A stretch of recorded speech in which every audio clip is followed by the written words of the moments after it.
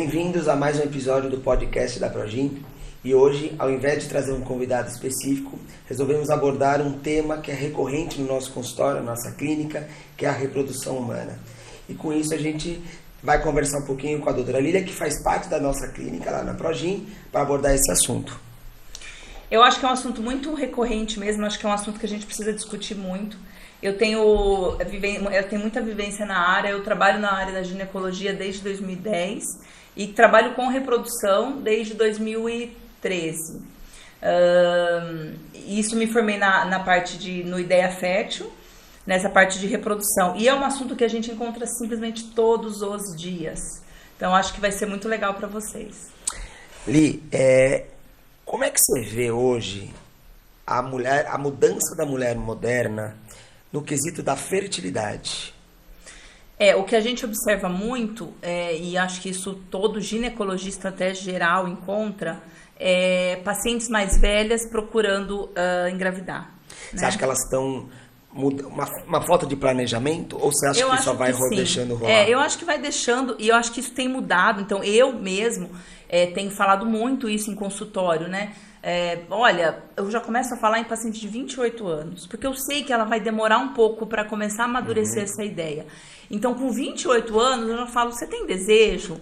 Porque eu sei que ela não vai engravidar. Então, o que a gente observa? Hoje, as mulheres estão querendo trabalhar, estudar, virar super especialistas na área em que estão, e deixam a maternidade por último. Às vezes até não encontram um parceiro, às vezes, né, hoje está difícil, muito divórcio, muita coisa envolvida, e às vezes não tem nenhum parceiro, está com 30, 35 anos e não tem parceiro. E não percebe que isso é um fator importante. Então eu tenho como hábito no consultório começar a falar nessa mulher em torno de 27, 28 anos, vamos, assim, já dando aquela pimentinha, sabe? Você tem desejo de engravidar? Você tem esse intuito? Você vai querer um dia? Eu vou, mas ainda está muito longe. Porque elas sempre acham que está muito longe, né? Está muito longe, eu ainda não tô nem namorando. Enfim, aí eu já vou colocando aquela ideia. Todo ano, no dia da rotina dela, eu já vou colocando aquela ideia. Quando você pensa, assim, nesse planejamento dessa mulher, né, pensando na idade que ela vai engravidar, porque às vezes ela pode pensar assim, mas quando eu quiser, eu vou lá e engravido. Sim, é o que todo mundo pensa. É só tirar o anticoncepcional, ou tirar o preservativo, o que seja, e ela fala assim, eu vou engravidar. E às vezes a gente vê no consultório que isso não é bem assim. Não. Né? São exceções, aquela paciente que tira o anticoncepcional hoje e volta no mês que vem grávida. Você tem uma ideia de taxa de sucesso de gestação espontânea, que eu digo em casa, de acordo com a idade? Porque a gente sempre fala assim, eu vou postergando, mas até quando eu posso postergar? Como é que funciona isso? A gente sabe que isso é totalmente proporcional à idade. Então, se você pegar uma mulher de 25 a 30 anos, mais ou menos, a taxa dela por mês de gestação natural é de 18% aproximadamente. Claro, você vai pegar estudos que vai variar, ao mês. Isso daria aí num ano mais ou menos 85%. Então, é uma chance excelente. Se você pega assim uma mulher de 30 a 35 anos, essa taxa já vai cair para mais ou menos 15%. Né? Vai dar aí uns 80 por ano. A partir... Isso, aí já chega uma mulher de 30, aí 35 é quando começa a queda mais brusca. Então, 35 a 40, você já vai cair para 9% ao mês. E aí, 41 a 42 é 4%, é muito baixo. Se você pega uma mulher hoje de 43 a 45%, essa taxa vai para 0,2% ao mês. Isso dá 1% ao ano. É muito baixo. É muito baixo. E o que você falou é muito importante. Então, assim, tem muita paciente que às vezes chega ou às vezes o marido, né, fala, a paciente até já sabe, mas o marido muitas vezes eu percebo que fala, mas hoje a gente tem a medicina muito moderna, a fertilização in vitro vai resolver, não resolve. Isso é nossa biologia, a biologia da mulher, isso a gente não tem como mudar. Uma coisa que muita paciente pergunta, e eu falo isso assim, o esperma, ele meio se renova. A gente sabe que existe uma deterioração com a idade, mas Sim. ele meio se renova. E o óvulo não. Não. O óvulo tá aí desde que você estava dentro da barriga da sua mãe. Exato. Quando a gente nasce, a gente tem mais ou menos uns 2 milhões de óvulos. Quando a menina entra na puberdade, 11, 12 anos, ela tem 400 mil. Então, ela nem menstruou do nascimento Já tá- até a puberdade, ela já perdeu de 2 milhões para 400 mil. E ele só envelhece. Só envelhece e perde, né? Ele, assim, eu falo para os pacientes que se ela tiver uma vida super saudável, ele vai envelhecer do mesmo Do jeito. mesmo jeito. E se usar anticoncepcional? Porque essa é uma dúvida que muita mulher verdade. tem.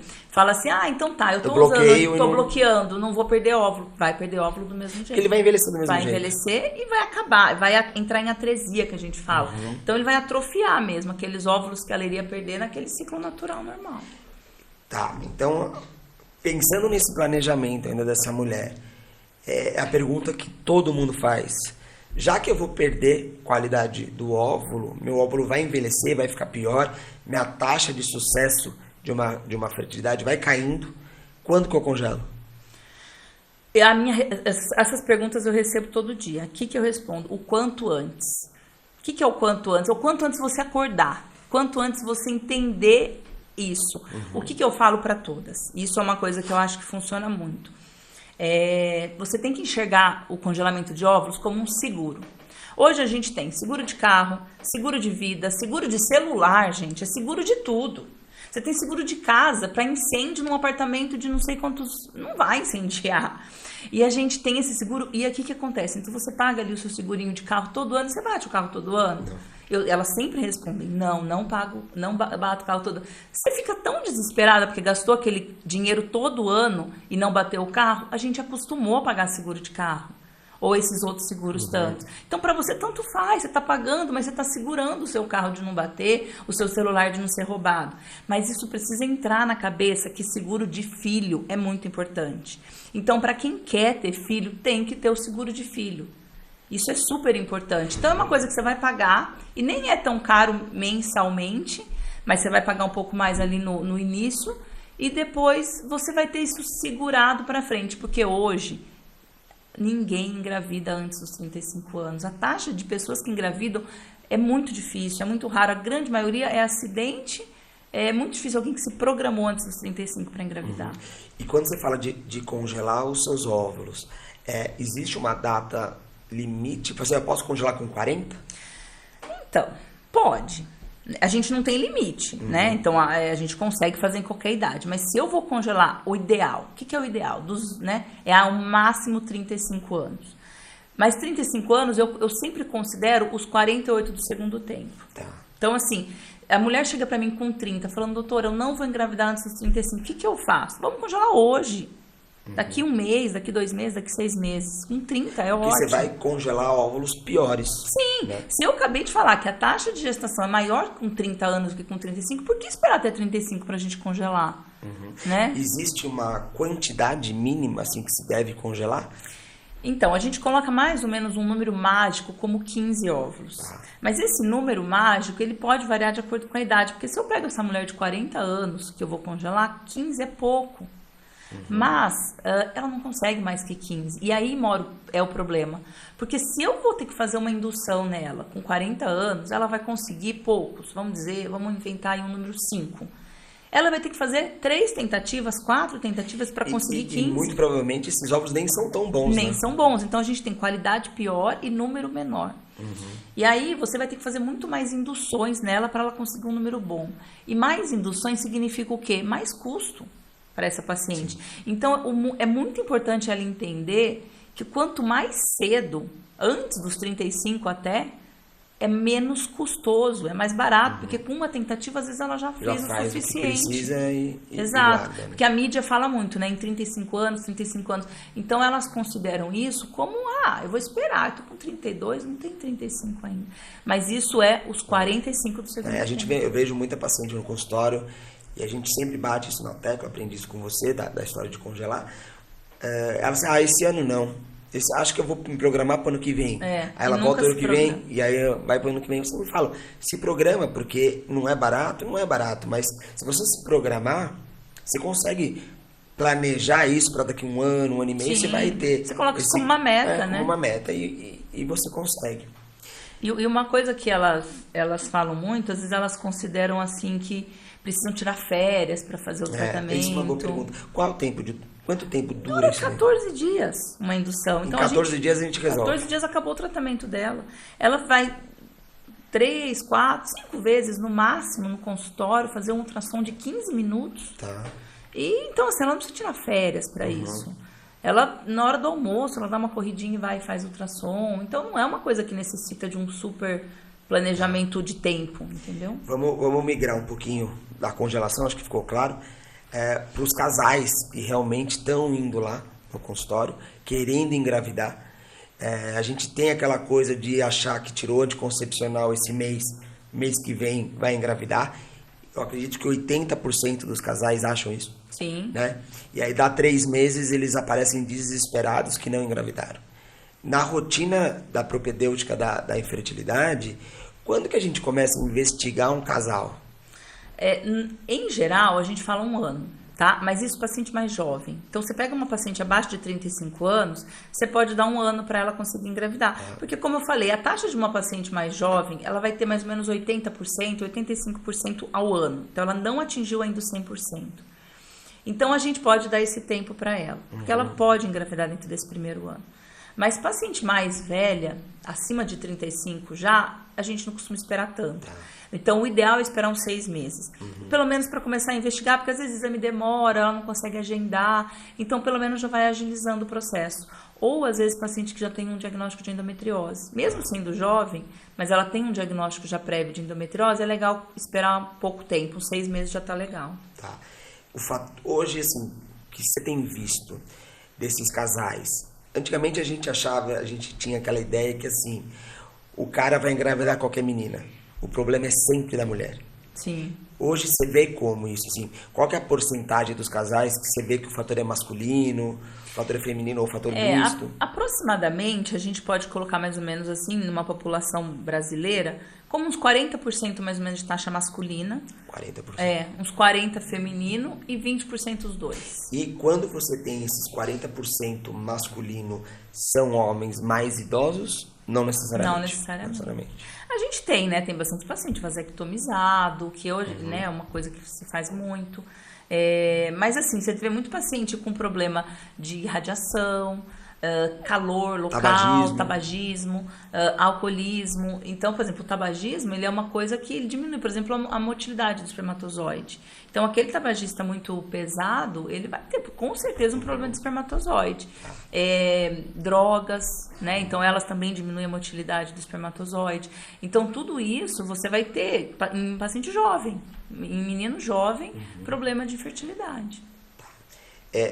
Beleza, deu 1 ano, esse casal foi lá, deu 1 ano, vimos que ele não tem um fator estabelecido, mas... Às vezes é uma infertilidade sem causa aparente. Sem causa aparente, e a gente decidiu fazer alguma coisa. Uma das perguntas que parece óbvia pra gente, médico, mas para muitos pacientes eles não sabem a diferença. Me fala o que é inseminação e o que é fertilização. Qual que é a diferença? E não é só para paciente, não. Tem muito médico que não sabe. Mas, enfim, a inseminação. Qual que é a sigla? Então, às vezes você vai ver assim escrito, né? Então, inseminação intrauterina.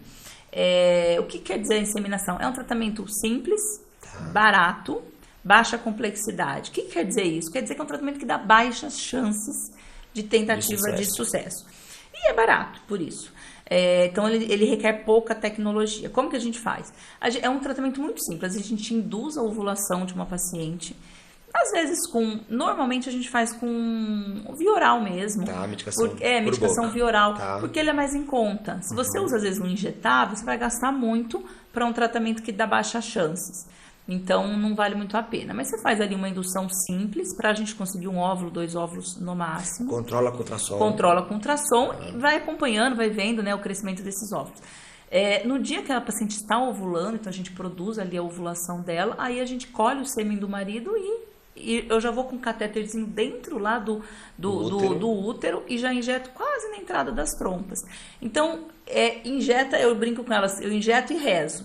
Porque o que acontece? O espermatozoide tem que correr, encontrar o caminhozinho ali da trompa e encontrar o óvulo e fertilizar. O que você faz de diferente de uma relação sexual é que você está garantindo que esse esperma entre dentro do útero. Sim. E que você sabe que ela tem ovulou. Um óvulo, ela vai ter um óvulo porque eu acompanhei durante o ciclo, dei uma medicação para ovular e tô jogando uma quantidade, uma qualidade de espermatozoide boa, que isso eu consigo analisar no microscópio.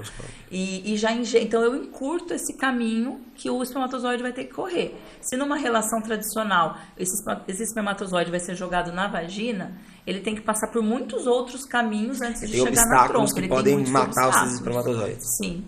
Inclusive, né, às vezes até uma bactéria, uma acidez, algo ali na vagina que pudesse matar os espermatozoides. Então eu elimino isso, eu já injeto lá dentro. Isso aumenta enquanto a taxa de sucesso, a chance dessa paciente? Normalmente esses tratamentos a gente indica para quem? Isso que eu acho que é importante. Para paciente jovem e paciente que está tentando há pouco tempo. Tá.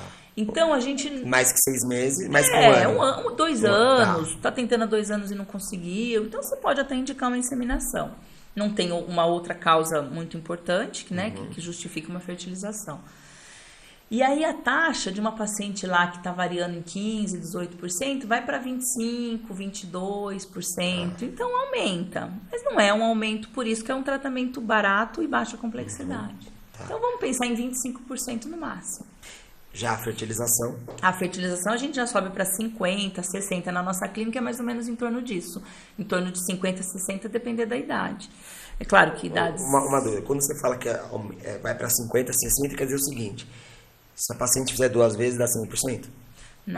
Não dá, porque a probabilidade não é assim. Entendi. Né? Tanto que se você pegar uma chance aí de 15% ao mês, então no final do ano eu consigo 100%. Exato. Mas não é assim, né? Mas aí falando da fertilização, que você perguntou então a diferença. Então a inseminação é isso. A fertilização, a sigla é FIV, fertilização in vitro. O que significa? É um tratamento caro, alta complexidade, e isso significa o quê? Mais chances de sucesso. E aí vai para mais ou menos 50%, dependendo da idade é menos, vai para 30%, 40%, né? A gente tem que pensar sempre na idade. Aí já é um tratamento mais complexo. Aí eu preciso usar medicação injetável. Normalmente a gente acaba sempre usando injetável. Super simples, o paciente injeta, ela mesma se coloca na barriga. Como é que faz? Explico e ela, em geral, é bem tranquila. Às vezes a gente faz chamada de vídeo, eu vou ajudando, mas é um tratamento bem tranquilo. E vou analisando aqueles óvulos também via ultrassom para entender se aqueles óvulos estão crescendo ou não, sabendo essa maturação de óvulos. No dia no dia da ovulação, ao invés de jogar o espermatozoide lá dentro, como na inseminação, a gente tira o óvulo. Então essa fertilização acontece no laboratório.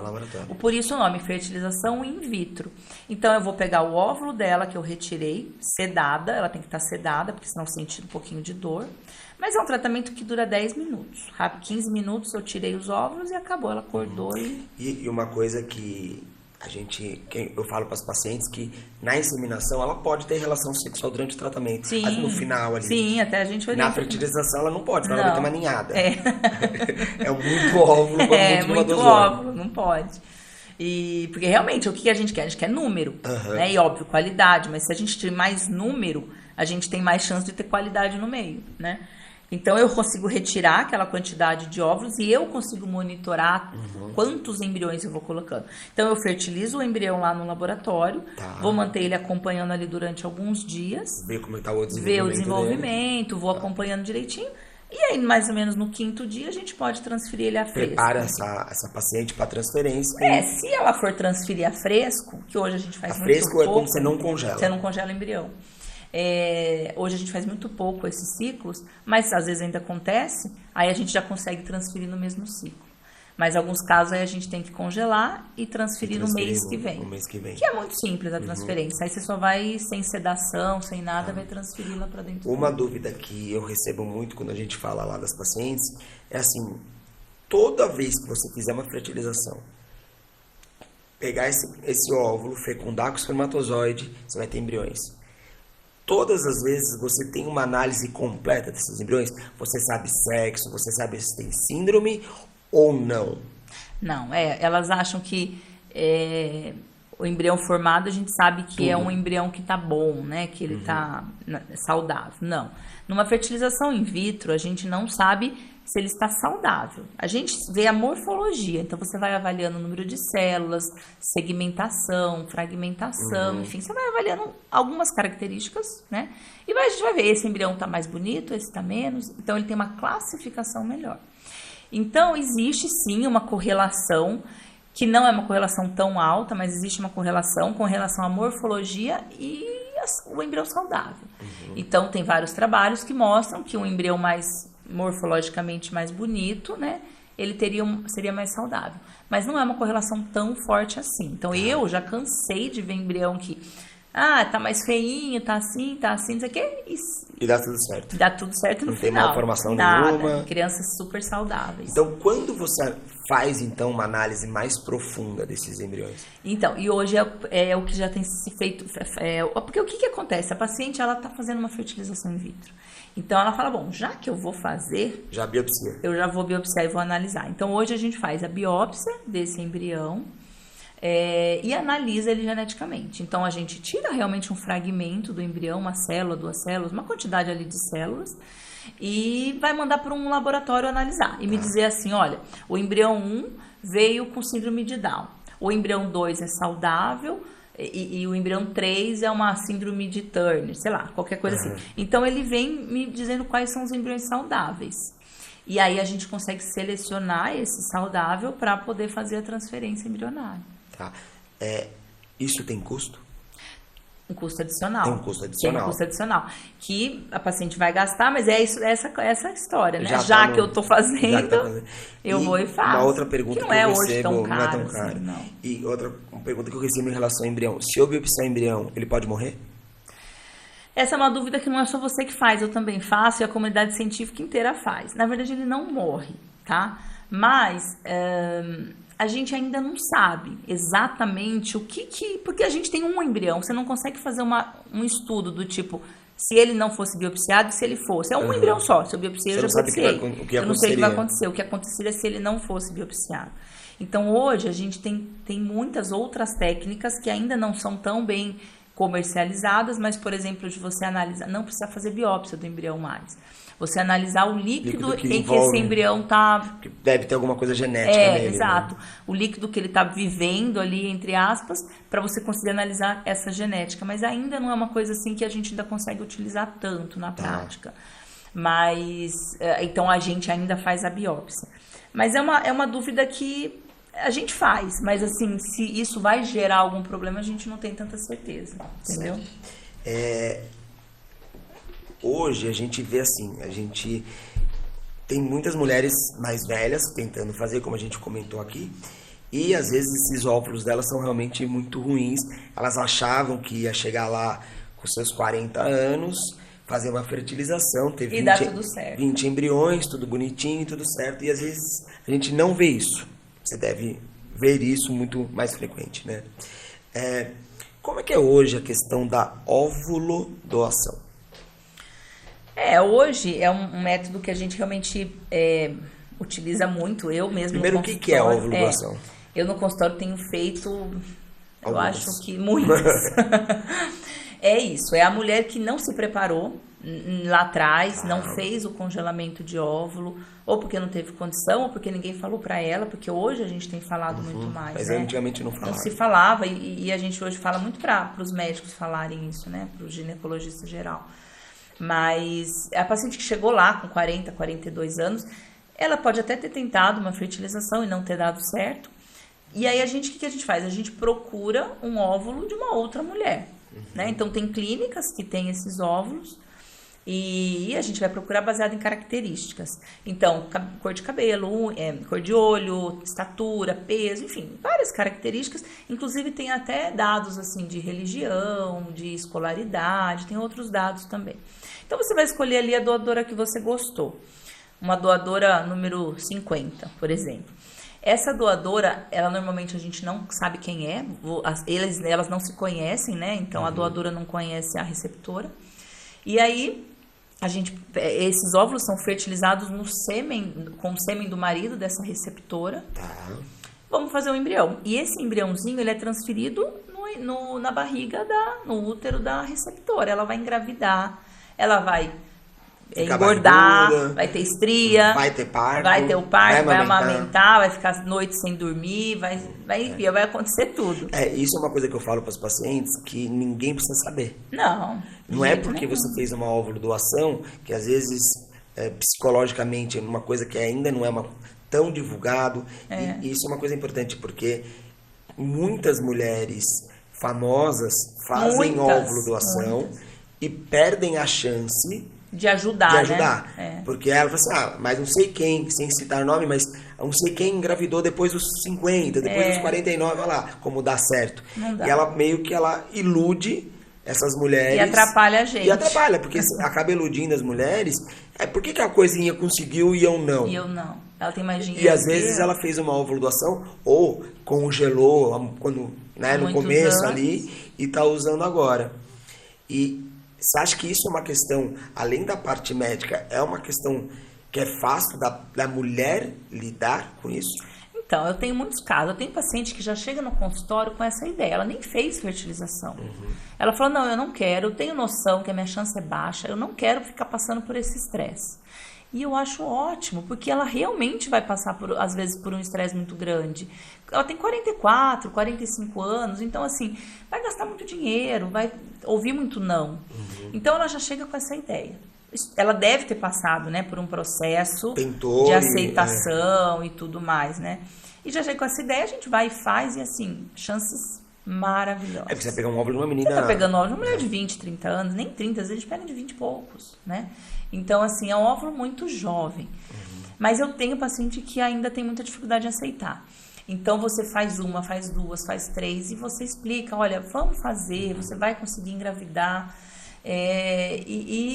e ainda não aceita, mas isso é uma questão pessoal, a gente não consegue também interferir muito nisso, porque precisa ter a aceitação dela, porque também não adianta ela colocar um filho no mundo e não aceitar essa situação.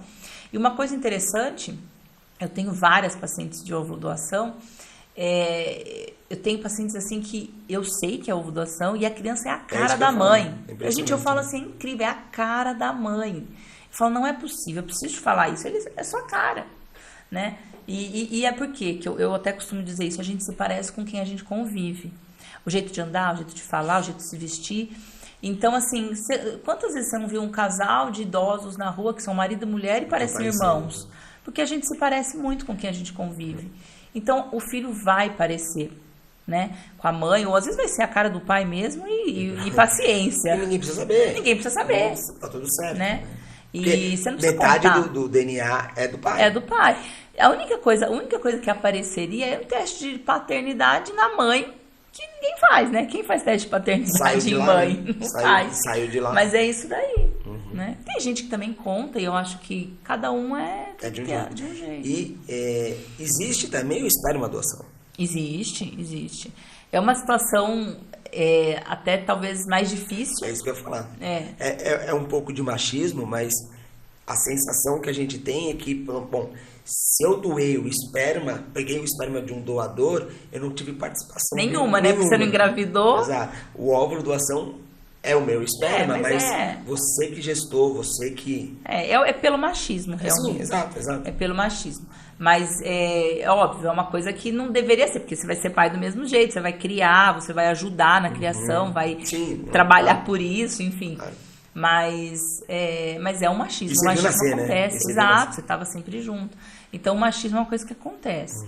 E acho que demora muito para melhorar isso. E por isso que o esperma doação é um pouco mais, às vezes, difícil. E você falou do machismo, eu lembrei que muitas das pacientes ficam postergando, às vezes, uma fertilização, porque o cara não faz o espermograma. Sim. Que é uma coisa tão simples. Os caras, ele não fez ainda, 6 meses. E às vezes ela vai tentando e o fator é masculino.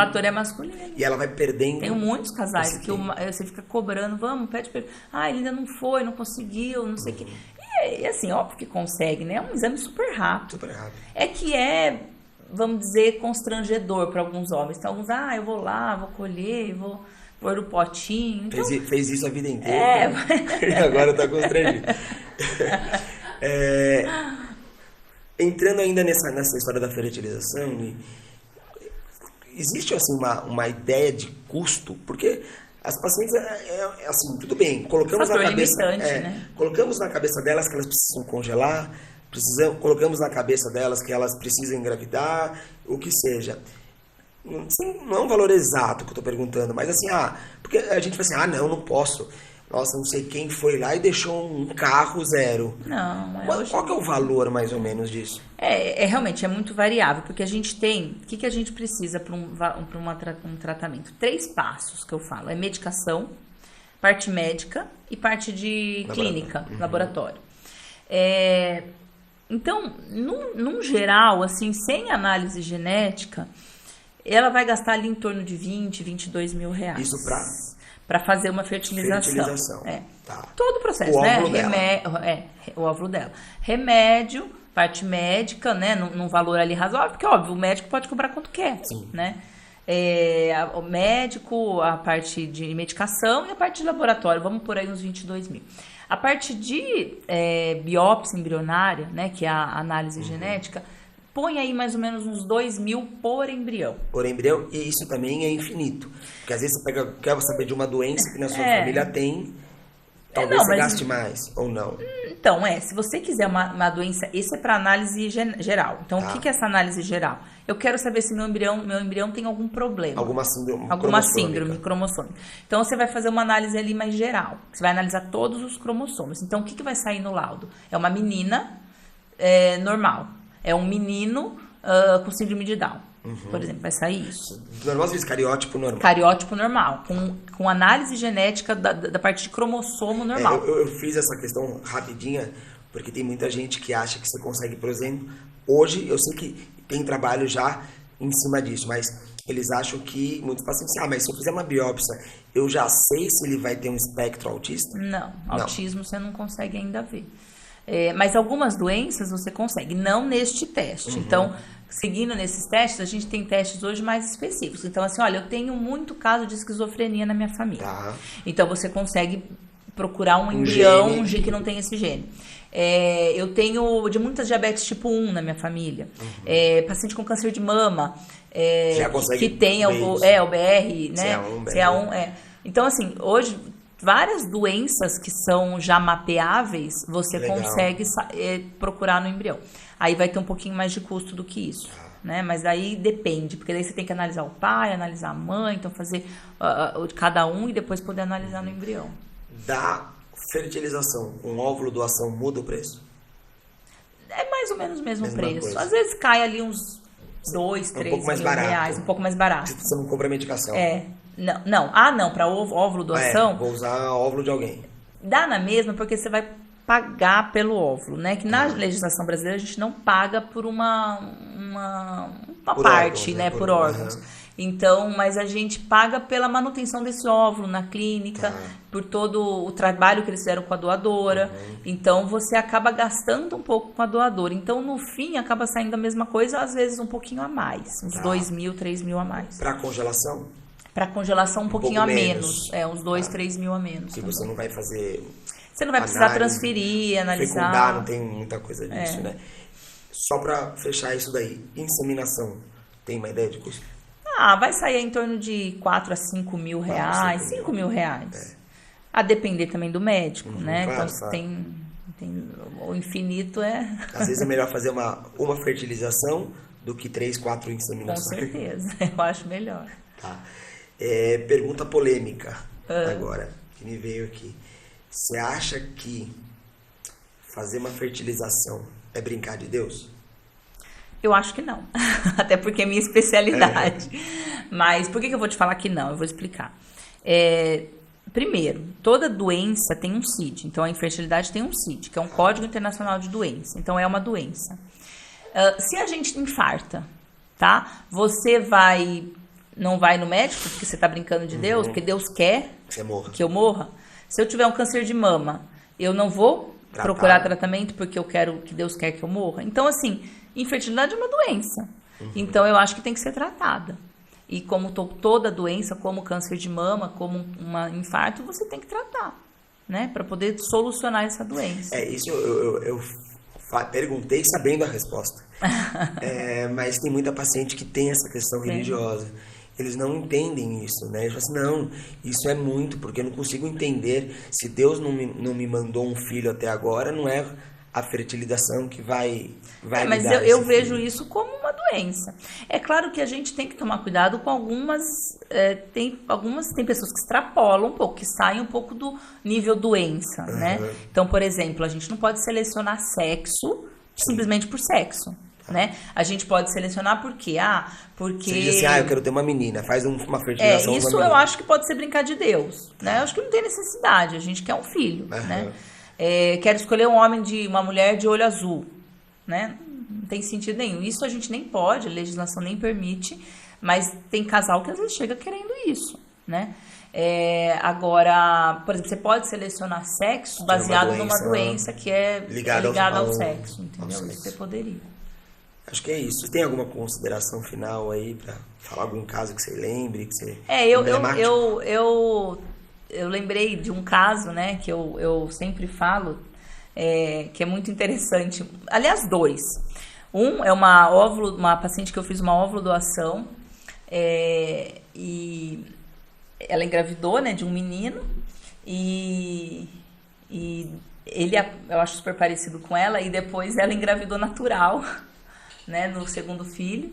E isso é muito, assim, até interessante você falar assim, porque, né, ela teve que fazer uma ovulação porque tinha tentado já algumas tentativas, teve que fazer, e depois ela conseguiu, assim, não estava usando nenhum método e tudo mais, e acabou conseguindo engravidar naturalmente. Então é interessante até isso, porque eu acho que parece que ela distraiu, né, esqueceu a coisa gravidez, a carga emocional, porque já era mãe, então ela acabou engravidando de novo. Isso é comum, né? Muito comum, isso é muito comum, né? Então, assim, a carga, às vezes, que a gente carrega, do tipo, tentando... É claro, a gente tem que ver informações, aprender, tentar cuidar da saúde, porque a gente quer um filho, a gente quer engravidar. Mas, às vezes, tem gente que carrega aquilo de uma forma tão pesada, e, às vezes, o ovário fica bloqueado por conta daqueles, né... Não é nem sonho mais, né? Já vira, às vezes, uma obsessão. Sim. Então, quando você, né, esquece aquilo, você acaba engravidando. E teve um outro caso de uma paciente também, que a gente só teve 4 embriões ao todo. Não fizemos análise genética de nenhum, isso já tem uns anos. E aí... Aí ela engravidou, coloquei 2 embriões e... Na época eu falei, vamos colocar esses 2 que são os melhores, são os mais bonitos, né? Engravidou dos 2 meninas. E aí, passou uns anos, ela voltou. Doutora, quero engravidar, quero transferir os outros 2. Aí eu falei assim, mas veja bem, você porque você já engravidou de 2, você quer mais 2. Ela falou, não vai dar certo. Você já falou que esses 2 eram mais feinhos. E aí ela falou, mas eu não vou conseguir jogar fora, né? A minha cabeça não vou conseguir dormir bem no travesseiro. Então eu vou ter que transferir. Aí transferi. Veio mais um casal. E hoje ela tem 4 filhos lindos, saudáveis, maravilhosos. Mas ela teve 100% de produtividade, né? Porque ela só teve 4 embriões e tem 4 filhos. E é uma família enorme que eu adoro, tenho super carinho por eles. Mas é engraçado, né? Porque esses embriões eram mais feinhos. Aí ela leva as crianças no consultório e fala aqui os feinhos, ó. E é tudo parecido, né? É tudo igual, uma cara do outro, É tudo parecido. Você pode jogar fora embrião? Pode. Você pode descartar, por exemplo, para estudo, né? E também descartar depois. Tá. Mas dá para fazer isso, sim. Eu acho que assim, para finalizar, eu acho que fica o recado de planejar, né? Sim, sempre. O teu futuro reprodutivo e, assim que possível, congelar. Sim. Porque a gente sabe que essa mulher vai ser cada vez pior. É uma realidade. É uma realidade. E que não tem como mudar. Que a gente olhando para os anos que passaram, a gente vê que essa realidade está piorando. Né? Se antes a mulher planejava, eu vou ser só com 35, agora é 37, Muito, daqui a pouco é 40, daqui a pouco é 45. Só pior. Então isso... É isso, é planejamento. Então é enxergar isso como um seguro de filho lá na frente, eu vou ter o meu guardadinho. É isso aí. É isso, gente. Espero que tenham gostado desse episódio. Qualquer coisa, mande mensagem pra gente. Siga a gente aqui Siga a gente no no nosso YouTube. canal e deixe algum comentário aqui embaixo se precisarem de alguma coisa.